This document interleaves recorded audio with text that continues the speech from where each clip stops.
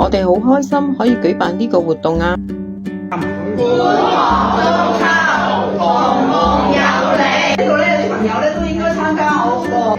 大概差佢2-3個字到啦。咁如果而家教佢會，咁今日咧，大家咧就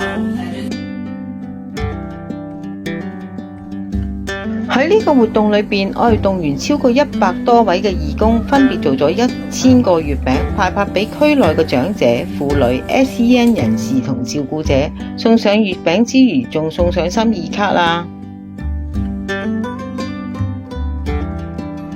喺活動嘅期間，雖然唔能夠走入去公共屋邨裏面派發，更加遇上咗3個颱風被迫延期，我哋都只能夠喺比較好天氣嘅時候擺街站去派發月餅，咁樣都冇減退咗大家對社區送暖嘅熱情啊！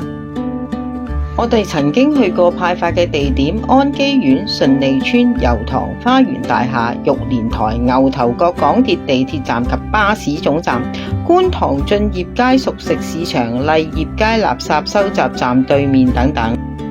大家非常滿意呢個活動嘅安排，除咗遊歷到觀塘好多嘅地方，亦都識咗區內好多嘅街坊同埋公眾人士，兼且讓到一同夢多咗好多人嚟中心探訪添。